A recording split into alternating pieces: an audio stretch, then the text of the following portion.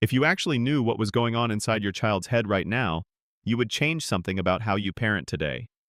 Not tomorrow. Today. Your kid walks up to you and says, "I'm fine," while carrying a weight they don't even have words for yet. And the truth is, children go silent not because they have nothing to say, but because they've learned that saying the wrong thing leads to being fixed, dismissed, or misunderstood. So they stay quiet. But here are the 10 things your child desperately wishes you already knew. And number 7 is the one almost every parent gets wrong without realizing it. Number 1. I am not you, and that is actually okay. You might have been the social one, the athletic one, the ambitious one. Your kid eats lunch alone by choice and draws characters from their favorite shows with a level of detail that could honestly be mistaken for professional work. When you say things like, "just put yourself out there more," your intention is encouragement. What they receive is a message that who they are naturally is a problem that needs solving.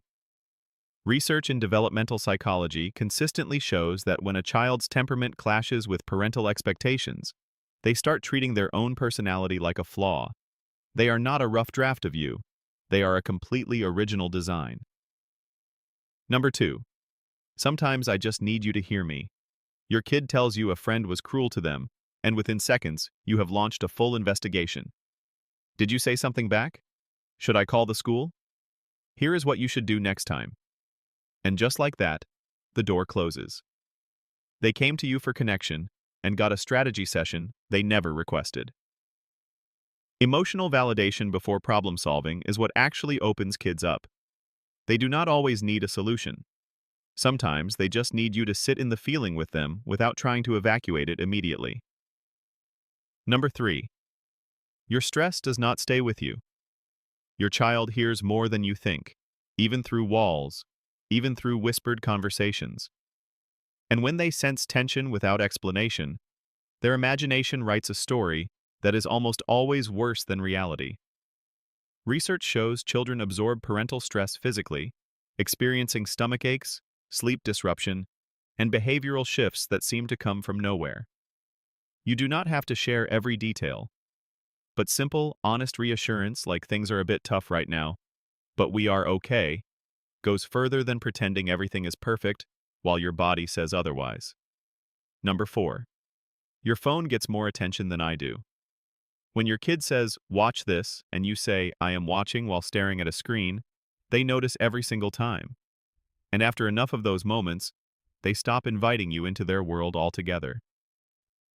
Attachment research is clear that children with chronically distracted parents develop lower self-worth over time and eventually stop communicating because they assume they simply are not interesting enough.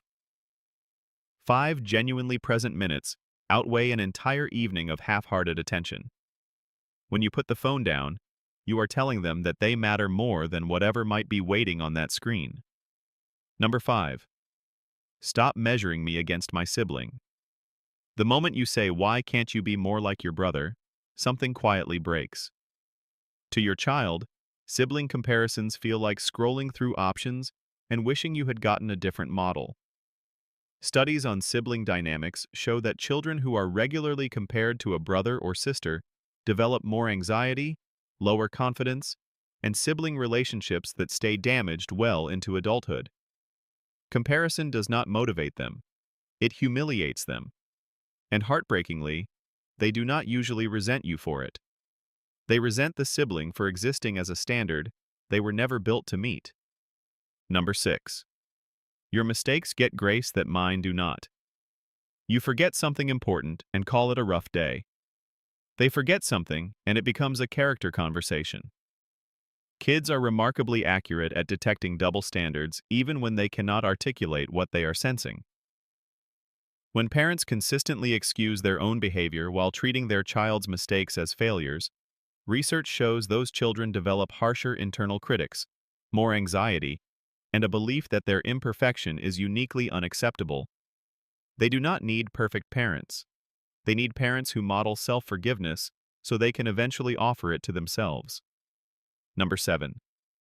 I am terrified of disappointing you. Every test, every game, every social interaction, They are running a constant background calculation about whether this moment is going to make you proud or let you down. Harvard research on achievement and anxiety consistently shows that when children believe love is tied to performance, they do not become more successful. They become more afraid. They stop trying new things because failure feels too dangerous. They hide their struggles. They cover their mistakes. They perform happiness they do not feel. What they actually need to hear is that your love for them does not rise and fall with their results. Number 8. I already know something is wrong. Your child is not oblivious. They read emotional environments with a level of accuracy that would honestly impress you. They know something shifted even when you are working hard to hide it. And your silence does not protect them. It leaves them alone with their imagination building worst-case scenarios in the dark. Age-appropriate honesty does not traumatize children.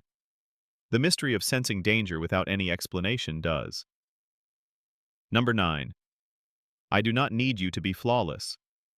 When you hide your hard days and your tears and your own failures, your child draws a conclusion that real strength means feeling nothing. Yale research on resilience found that children do not develop it by watching perfect parents. They develop it by watching parents struggle, recover, and keep showing up. When you let them see you as human, you teach them that being human is survivable. Your vulnerability does not make you less of a parent. It makes them feel less alone in their own. Number 10. I really, truly love you. Every slammed door, every I hate you, every eye roll that could cut glass. None of it means what it sounds like.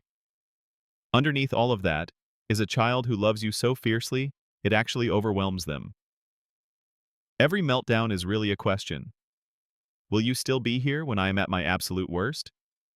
When they say they hate you, they are often saying, I hate how much I need you, and I am terrified you will eventually leave. Your child's love is not polished or quiet or easy to recognize. But it is real, it is deep, and even on the hardest days, it belongs entirely to you.